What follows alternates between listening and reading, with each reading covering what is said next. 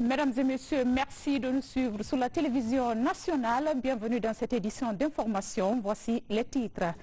À la une, encore une autre bonne nouvelle pour la Guinée. Le pays vient de bénéficier d'un accord de prêt de plus de 70 millions de dollars américains. La signature a eu lieu à Washington avec la mission guinéenne conduite par le ministre de l'économie et des finances. C'est un coup dur pour la filière coton de Cancan. 4000 balles d'or blanc sont affectées suite à de fortes pluies ces derniers temps.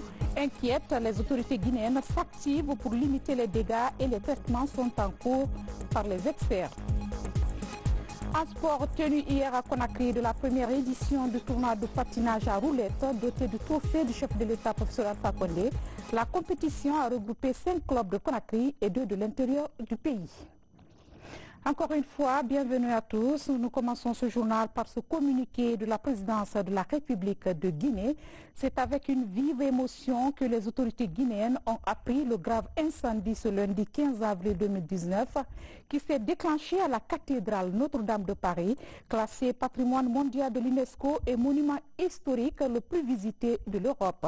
Le peuple de Guinée apprécie et salue la promptitude dans la réaction des sapeurs-pompiers parisiens et des autorités civiles et militaires de la République française. Il se fait solidaire du peuple français dans cette tragédie qui touche au plus haut niveau l'Église et tous les chrétiens du monde entier en cette période de carême.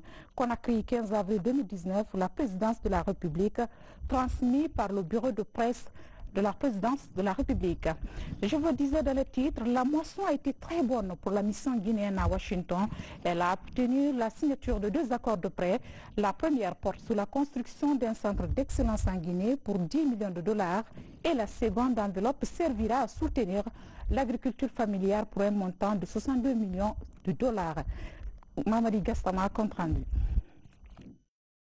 La formation des enseignants du supérieur au cœur des préoccupations du gouvernement guinéen.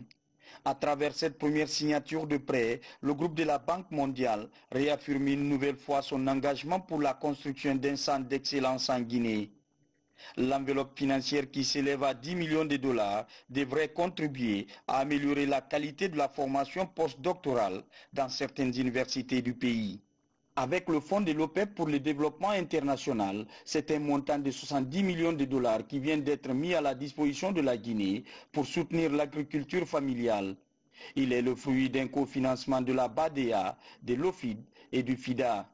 La Guinée est l'un des pays qui ont été identifiés dans ce cadre-là afin qu'on crée véritablement des moyens et des outils pour rendre certains centres déjà identifiés comme des centres d'excellence en matière d'éducation. Le second accord qu'on a signé aujourd'hui concerne un accord portant sur l'assistance à l'agriculture familiale et à sa résilience et aussi au marché. C'est un prêt qui va surtout assister la paysannerie dans 2 régions naturelles, à savoir la Haute-Guinée et la Moyenne-Guinée. La Banque centrale se félicite de ces entrées de caisse et estime que cela va contribuer à la stabilisation de la monnaie guinéenne. C'est bien, naturellement, pour la Banque centrale parce que toutes ces entrées de fonds se font en devise et seront, disons, enregistrées au niveau des comptes de la Banque centrale de la République de Guinée qui, autant que faire se peut et progressivement, met la contre-valeur en francs guinéens à la disposition du budget de l'État. Donc, ça conforte notre budget en devise, nos réserves de change et ça nous donne plus de possibilités de pouvoir défendre la stabilité de la monnaie guinéenne, le franc guinéen, par rapport aux principales devises. Ces différentes signatures de conventions de prêt en faveur de la Guinée dénotent de l'engagement des partenaires à accompagner la Guinée dans son élan de développement économique et social. Actualité politique à présent, reprise ce matin des travaux du comité de suivi de l'accord politique au ministère de l'administration du territoire. Une seule question était à l'ordre du jour, la remise aux parties prenantes du rapport portant sur le fichier électoral biométrique ASENI, une initiative saluée par les acteurs impliqués dans ce processus. Compte rendu, Mohamed Lamine Camara. Après 8 mois de suspension, les acteurs politiques reviennent à la table des négociations au compte de la 26e session du comité de suivi. Ce lundi, les discussions ont porté sur la question de l'audit du fichier électoral biométrique. Le comité de suivi de l'accord politique, soucieux de la crédibilité et de la transparence du document, met quelques copies du fichier assaini à la disposition des différents blocs politiques. Je dégage d'abord l'avis préliminaire des auditeurs qui pensent que notre fichier est bon, il remplit les conditions et standards internationaux, mais il peut être amélioré. À plusieurs niveaux, il peut être amélioré. Ça veut dire qu'il a quelques défauts inhérents à tout fichier, mais il peut être amélioré. Et c'est ce que nous devons faire. Surtout, il s'agit d'avoir le consensus de tous les acteurs majeurs de notre pays pour que nous ayons un fichier finalement qui ne soit plus contesté ni par qu'il n'y ait plus de doute autour. Les acteurs politiques ont demandé à ce que le fichier soit audité. C'est ce qu'ils veulent. Que le travail se fasse à la CENI sur la base d'un document consensuel. En tout cas, techniquement, ils sont d'accord que l'audit est bon. Quand ils seront d'accord, quand ils vont se prononcer là-dessus, eh bien, à César, nous rendrons ce qui lui appartient. C'est-à-dire que la CENI est l'institution qui doit utiliser, n'est-ce pas, ce fichier et auditer. Ça, c'est la CENI. Au cours des échanges, les acteurs politiques ont par ailleurs salué la reprise des travaux du comité de suivi de l'accord. En dépit de quelques réserves émises sur le retard accusé dans l'obtention du rapport de l'audit du fichier, ils soutiennent tout de même la démarche du comité de suivi. Un rapport, quel que soit son contenu, doit être présenté aux commanditaires, débattu pour que ça soit en fin de compte validé, et nous donnerons des directives claires basées sur ces recommandations, basées sur le résultat des débats à la CENI pour pouvoir implémenter, pour pouvoir paramétrer toutes ces recommandations de nos experts. Il a été décidé que pour aujourd'hui, que nous recevions ce rapport et que nous nous donnions un temps d'examen avec toutes les autres parties prenantes pour que la semaine prochaine, en début de semaine prochaine, on puisse se retrouver pour que la CENI nous fasse une présentation et que les avis des différentes parties prenantes soient partagés afin qu'on s'accorde vraiment sur les recommandations faites par la mission d'audit. Les débats de cette 26e journée prouvent à suffisance que l'idéal démocratique découle du dialogue et de la concertation permanente. Et puis, le grand oral du ministre de l'Enseignement technique, de la formation professionnelle et de l'emploi devant un parterre de journalistes, Lansana Komara a égrené les acquis du secteur sous la Troisième République. De la construction des infrastructures scolaires, en passant par la question d'employabilité, jusqu'à la diversification de l'offre de formation, tout a été passé en revue. Moussa Komara revient sur les grandes lignes de ce point de presse gouvernemental. Suivez. C'est un exercice hebdomadaire des ministres du gouvernement Kassouri. Face aux journalistes, le ministre de l'Enseignement technique, de la formation professionnelle, de l'emploi et du travail brandit les changements intervenus dans le secteur depuis 2010.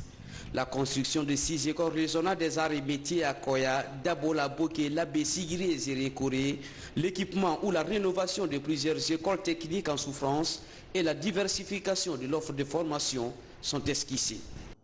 À l'avènement du professeur Alpha Condé, bien d'innovation et de réalisation ont été opérés pour un meilleur fonctionnement de cet important secteur de développement du pays, ce qui a permis au dispositif de formation de l'enseignement technique, de la formation professionnelle, de l'emploi et du travail de compter aujourd'hui 176 institutions de formation reparties entre le public, 57, et le privé, 119, et qui développent 70 filières dans 46 corps de métiers pour les secteurs primaires, secondaires et tertiaires pour un effectif de 38 047 en 2017. De nos jours, cet effectif est de l'ordre de 50 000 apprenants. De 2010 à nos jours, d'énormes défis ont été relevés dans le secteur de l'emploi, du travail et de la formation professionnelle. Selon les chiffres officiels, 825 employés sont immatriculés à la Caisse nationale de sécurité sociale et 11 878 sont enregistrés. L'imagerie médicale par résonance magnétique est opérationnelle. Pendant ce temps, les travaux de construction de l'hôpital de standing international de Bessia sont en voie de finition. À l'inspection générale du travail, 372 plaintes liées au conflit de travail sont traitées sur les 433 reçues.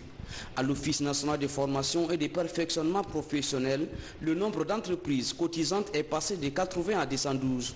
Plus de 4000 employés du secteur privé ont bénéficié des formations continues. À la GIP, l'Agence guinéenne pour la promotion de l'emploi, plus de 45 000 jeunes demandeurs d'emploi ont trouvé des lieux de stage. Pour les années à venir, l'ambition est grande. La poursuite aussi de la construction de nouvelles infrastructures en faveur de l'École nationale des postes et télécommunications, ENPT, dans le cadre du projet Plaza Diamond. Le démarrage des travaux de construction et d'équipement de l'école normale d'instituteurs de Mamou, grâce à un financement du gouvernement japonais à travers la JICA. La JICA, c'est une institution de financement du Japon qui s'implique beaucoup aux côtés du gouvernement guinéen et qui nous a aidés aujourd'hui à obtenir ce bijou qui est en train de se construire à Mamou, ce qui vient compléter ici le nombre des ENI. Parce que chaque région a son école normale des instituteurs. C'est Mamou qui était un peu en retard, mais Dieu merci, dans les mois qui suivent, nous allons aussi procéder à l'ouverture de ces écoles. Vous serez encore invités à Mamou. La mise en place d'un projet d'amélioration de la formation et de l'insertion dans les secteurs de l'agriculture et des mines, le projet PAFISAM, financé par l'Agence française de développement, l'AFD, dans le cadre du CDD. Ce projet de 15 millions d'euros prévoit la rénovation, extension des infrastructures de 11 établissements dans les secteurs de l'agriculture et des mines.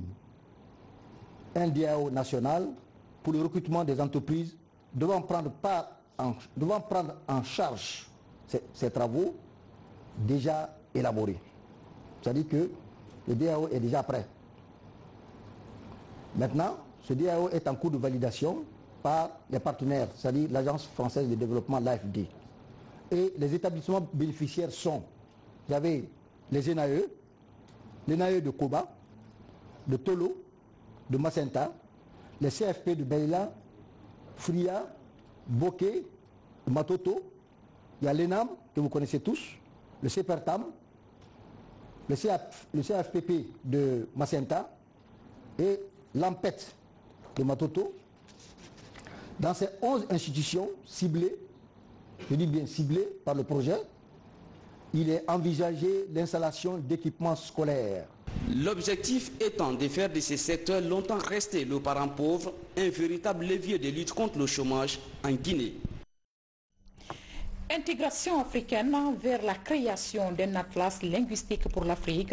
Un comité technique est créé pour son élaboration. Il s'agit pour ce comité de tracer la situation des langues africaines pour non seulement faciliter l'intégration entre les pays, mais aussi promouvoir les identités culturelles et la cohésion sociale. Des précisions avec Guillaume Kaba. La promotion des identités culturelles se poursuit à l'Académie africaine de langue à Kala. À Conakry, l'institution spécialisée de l'Union africaine agit pour une Afrique pacifique, prospère et intégrée. Ce combat commun passe par l'utilisation des langues africaines en tant que facteur d'intégration et de solidarité. L'ambition de ces acteurs venus des différents pays du continent est la promotion des valeurs culturelles et l'échange entre les États africains afin de promouvoir la paix. Ce que nous voulons faire, c'est que les Africains doivent utiliser leur propre culture, leur langue, leurs valeurs pour se développer. Parce que nous ne pouvons pas nous développer en utilisant les langues d'autrui, ça ne marche pas. Nous ne pouvons pas nous développer en utilisant la culture, en se servant la culture d'autrui au détriment de notre propre culture ou nos propres langues. Donc, nous voulons utiliser nos valeurs, nos cultures et nos langues pour nous développer. Ces audiences de Conakry portent essentiellement sur l'élaboration d'un recueil linguistique pour doter l'Afrique d'une base documentaire multilingue. Un recueil pour permettre à la nouvelle génération de découvrir les récits et contes publiés dans les régions d'Afrique.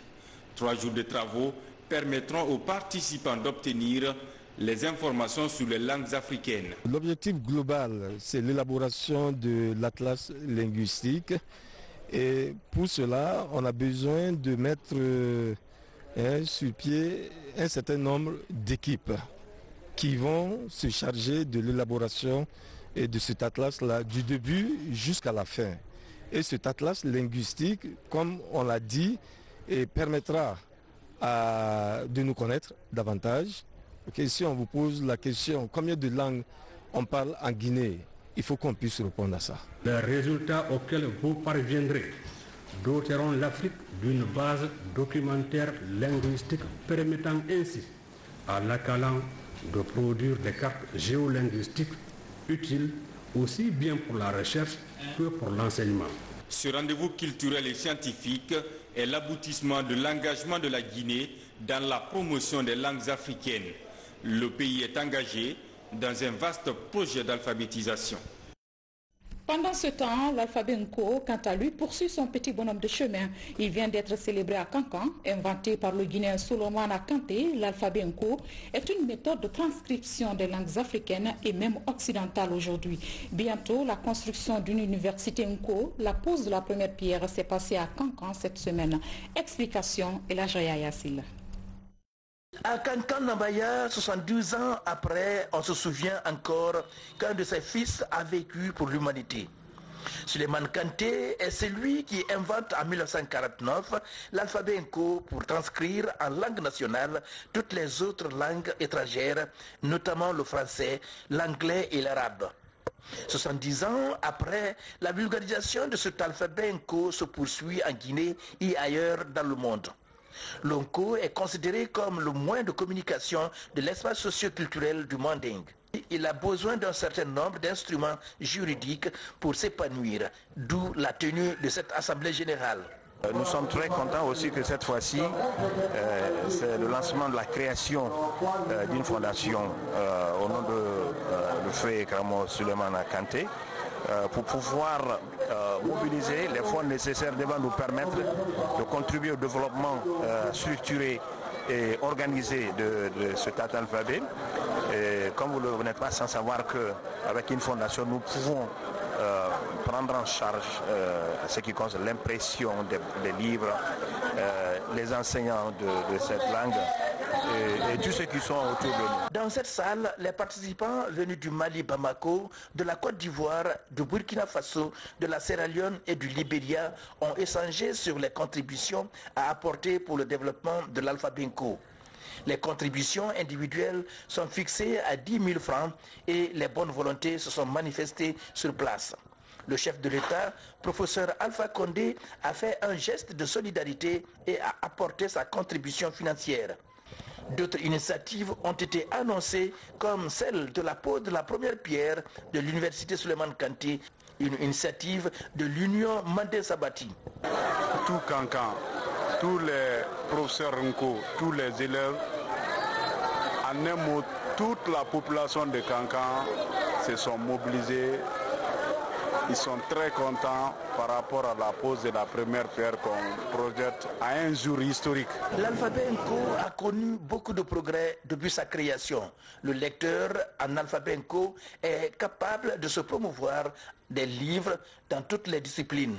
Avec la construction de ce complexe scolaire et universitaire, l'alphabet Nko s'impose comme une nécessité d'usage dans le système éducatif guinéen. Religion, selon le secrétariat général aux affaires religieuses, le montant pour le Hajj 2019 cette année est fixé à 43 millions de francs guinéens. C'est une déclaration publiée ce lundi. Il indique que les inscriptions des candidats pèlerins commenceront ce mercredi 17 avril prochain et prendront fin le 24 juin 2019. À propos, voici la déclaration du secrétaire général chargé des affaires religieuses. Suivi. Chers compatriotes, dans le cadre des préparatifs du pèlerinage 2019, au lieu saint de l'islam, le gouvernement à travers le secrétariat général des affaires religieuses, a le plaisir d'informer l'ensemble de la communauté musulmane de Guinée en général et les candidats pèlerins en particulier que le tarif de Hajj 2019 est fixé à 43 millions de francs guinéens. Conformément à l'exigence des autorités saoudiennes, les personnes ayant déjà effectué le pèlerinage dans les 5 dernières années et désireuses de faire le Hajj 2019 sont soumises à un coût additionnel équivalent à 2000 rials saoudiennes, soit 5 140 000 francs guinéens. Par ailleurs, le secrétariat général des affaires religieuses informe les candidats au pèlerinage que les inscriptions débuteront le mercredi 17 avril 2019 et prendront fin le 24 juin 2019 inclusivement. Dans cette ferme. Initiative présidentielle dans le secteur de l'élevage. En Zéro Corée, un jeune s'est illustré dans l'élevage des porcs importés de la Côte d'Ivoire. À ce jour, sur 4 porcs importés, Pema Koivogi compte dans sa ferme 161 de race pure. Immersion dans cette ferme avec Ibrahim Keïta du bureau de presse de la présidence de la République. Dans le cadre de la mise en œuvre de sa politique de bien-être du Guinéen, le président de la République, le professeur Alpha Condé, a initié plusieurs projets et programmes allant dans le sens du développement socio-économique du pays. Parmi ces initiatives présidentielles figure la porciculture. Dans ce programme, 445 porcs de race Landref sont importés de la Côte d'Ivoire. Il s'agit de 80 viras ou mâles et 365 truies ou femelles. Fruit de l'école guinéenne, Pema Koivogi est sociologue de formation. Dans le cadre de cette initiative présidentielle, ce jeune Guinéen a reçu 4 porcs importés de race Landref qui sont venus s'ajouter à la race Korogo qu'il possédait en 2016. Aujourd'hui, il se dit fier de ce geste du président de la République, professeur Alpha Condé, parce qu'il compte 161 porcs de race pure et 220 issus du métissage. Au début, avec 6 têtes que j'avais eues avec mes parents, et si l'initiative présidentielle est venue aujourd'hui en guise d'appui, et je me retrouve aujourd'hui à 325 têtes, et ça, je rends vraiment grâce à Dieu, et je remercie encore Monsieur le Président de la République pour qu'il continue toujours à nous aider dans ce sens, parce que seul, je ne pourrais pas m'en sortir. A précisé qu'au compte de cette initiative présidentielle, la Guinée forestière a bénéficié de 445 porcs importés. La race qui était avec nous avant ne se limitait que trop à 8-9. Mais maintenant, les races importées que le président nous a données peut mettre jusqu'à 15 à 17 petits par portée. Donc à travers ça, nous sommes vraiment satisfaits aujourd'hui parce que le nombre qu'on avait avant a doublé. Et le facteur de consanguinité qui était là a beaucoup baissé parce que on a maintenant des races pures qui évoluent avec nous. Avec ces porcs importés, la région compte aujourd'hui plus de 3000 porcs importés de race pure et plus de 5000 métissés. Comme pour dire, merci au chef de l'État pour cette initiative. C'est une désolation pour les producteurs de coton à Cancan. Le secteur vient de subir une grande perte. 4000 de leurs blancs sont affectés suite à de fortes pluies enregistrées ces derniers jours. Pour faire face à la situation, les autorités ont fait appel à une expertise malienne. Sur les 300 balles déjà traitées, 70% sont récupérées. De Goua, guerre d'espoir, Ousmane Ba. Ce coton était prêt à l'exportation. Malheureusement, les 4 tas qui totalisent 4000 balles sont touchés par la pluie. Un désastre pour cette usine qui vient juste d'en finir avec des mouvements de revendication. La ministre en charge du secteur est sur le site pour faire le constat. La pluie et aussi le problème de transport, parce que le coton c'est différent des autres matières. Quand vous prenez un camion de 40 tonnes, pour le transporteur, il se dit je perds parce que nous ne prenons pas en volume. C'est au poids. Donc vous prenez un camion de 40 tonnes, vous avez à peine 25 tonnes de coton. Il n'est pas tellement lourd. Donc ce problème se pose, mais nous allons voir comment le résoudre pour que désormais les nouvelles balles, rien ne reste ici et ces anciens mouillés vont être expertisés pour sortir une importante partie vendable. Comme piste de solution, les autorités ont sollicité une expertise malienne. Sur les 300 balles déjà traitées, 70% du produit sont récupérés. L'équipe appelée à la rescousse se donne 25 à 30 jours pour le traitement des 4000 balles. Des fibres dégradées au niveau de la balle. Et cette quantité, lorsque je l'évalue, je mets le pourcentage sur la balle. Par exemple, cette balle que vous avez devant vous ici, vous avez 30% de fibres avariées qui sont au niveau de cette balle-là. Qu'est-ce que cela veut dire? Cela veut dire que les 70% de la fibre au niveau de cette balle sont récupérables.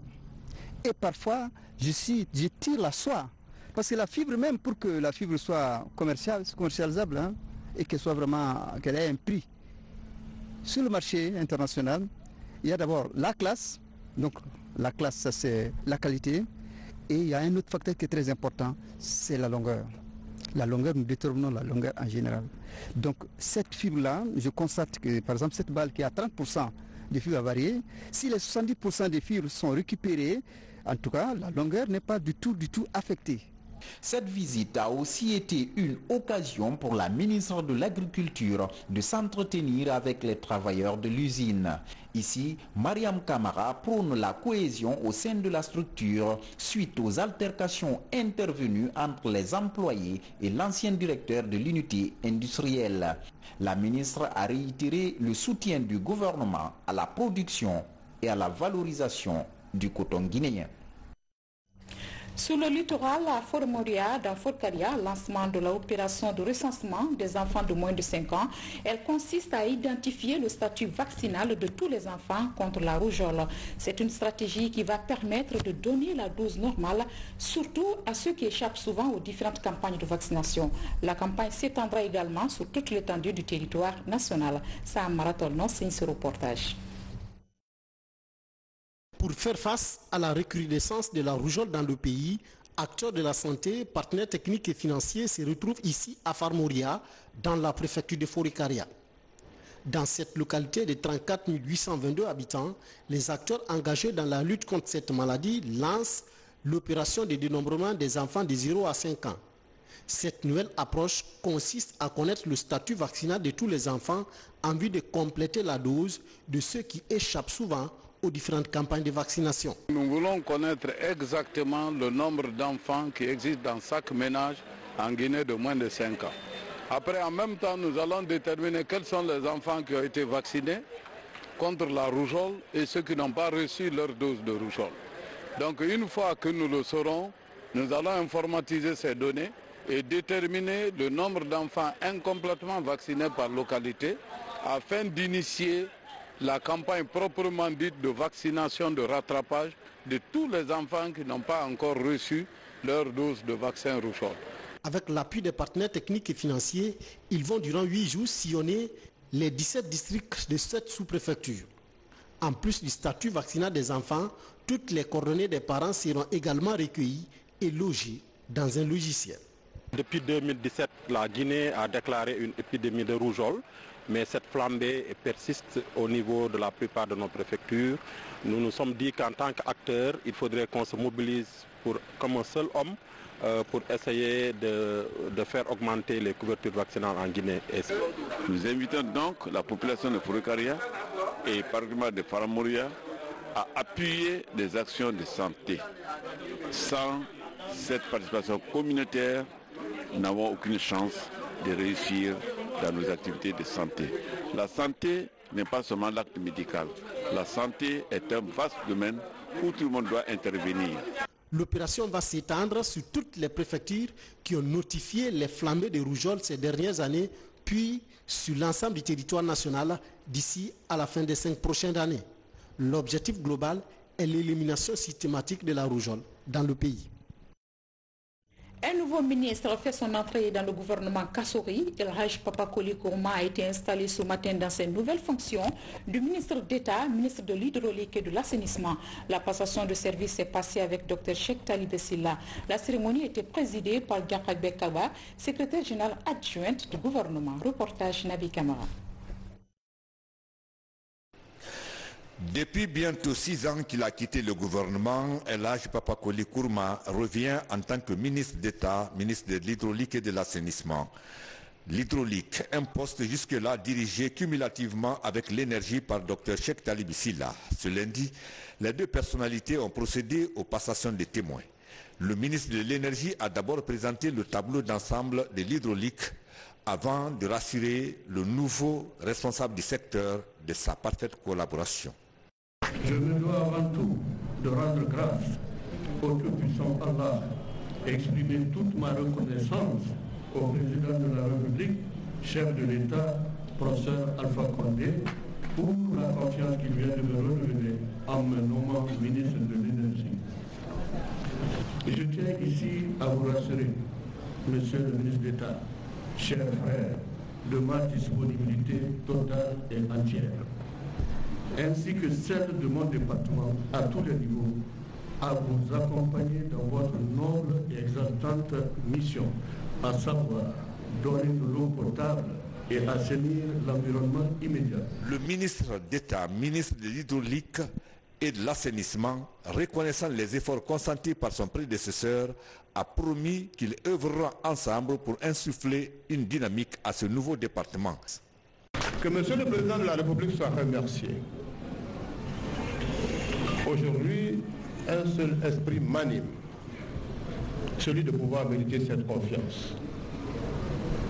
C'est pourquoi, en demandant la bénédiction du Tout-Puissant Allah, qui à travers lui cela a été possible, que l'opportunité me soit donnée pour mériter cette confiance. Pour mériter cette confiance, en donnant de l'eau potable aux populations guinéennes et en assainissant leur cadre de vie.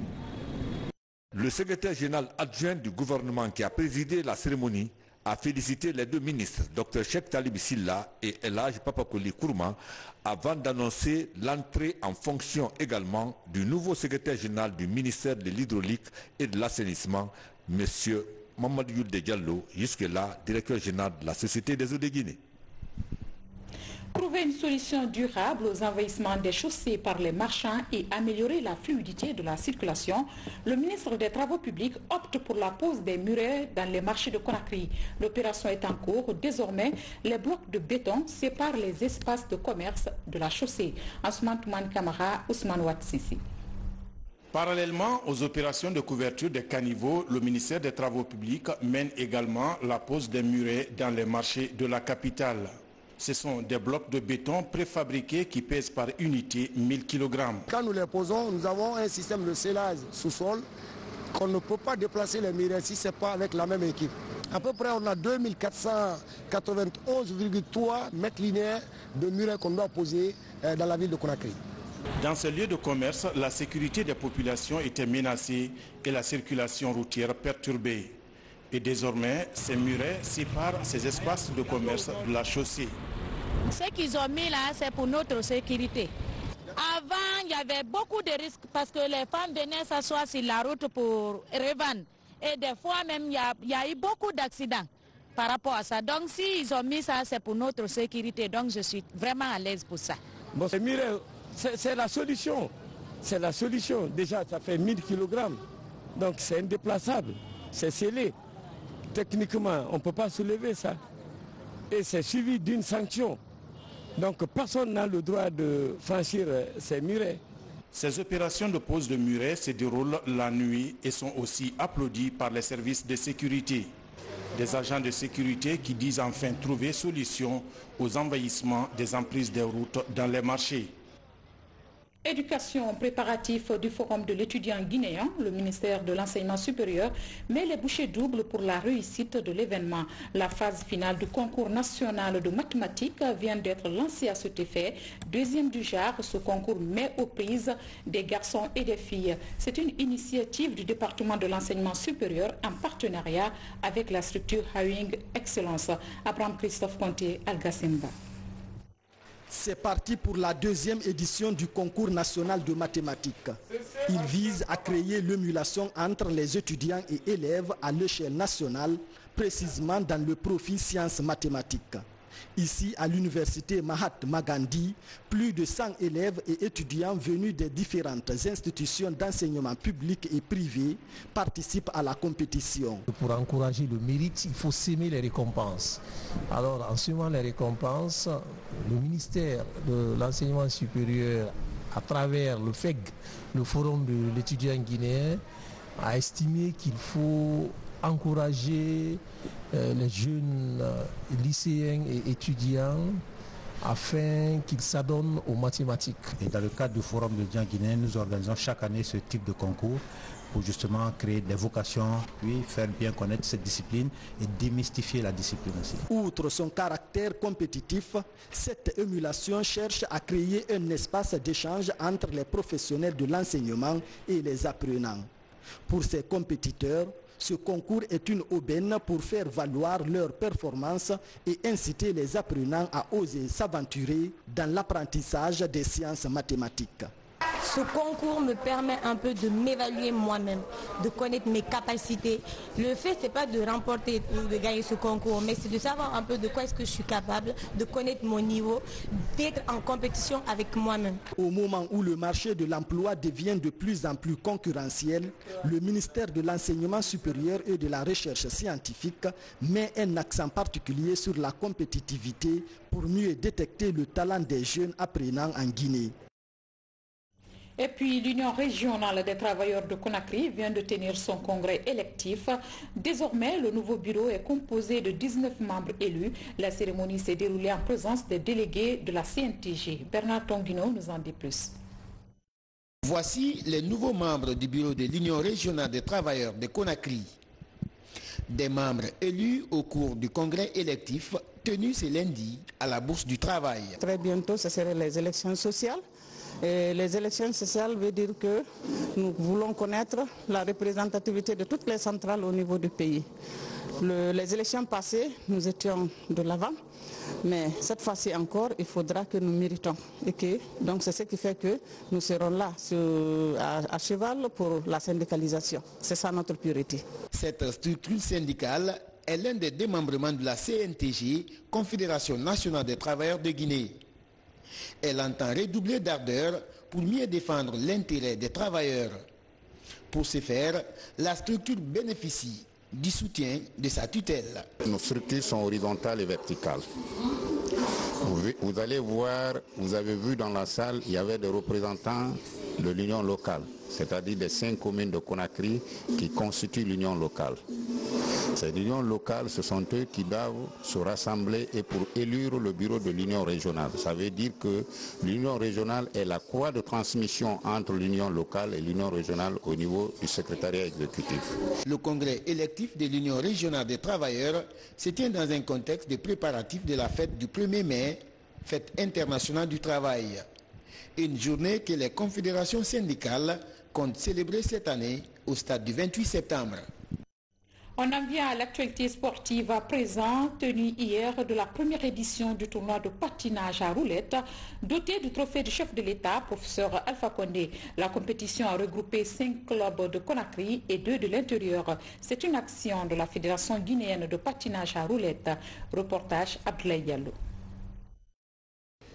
Cette première édition de la Coupe nationale, dotée du trophée du chef de l'État, professeur Alpha Condé, a mobilisé plusieurs patineurs issus de 7 clubs, dont 2 de l'intérieur du pays. Cette présente édition est un signal aux autres fédérations à emboîter le pas.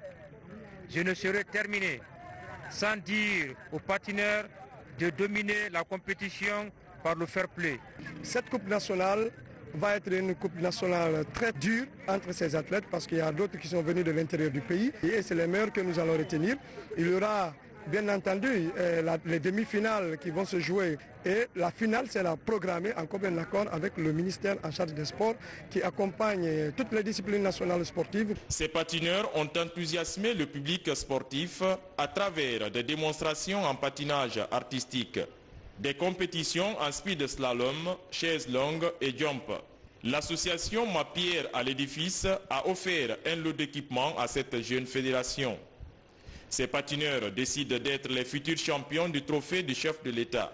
Donc en tant que sportif confirmé, j'ai le plaisir de venir regarder et c'est pourquoi j'en ai appelé à toutes les compétences de ma fédération et de mes athlètes de venir observer, de venir regarder le sérieux que met cette discipline sportive.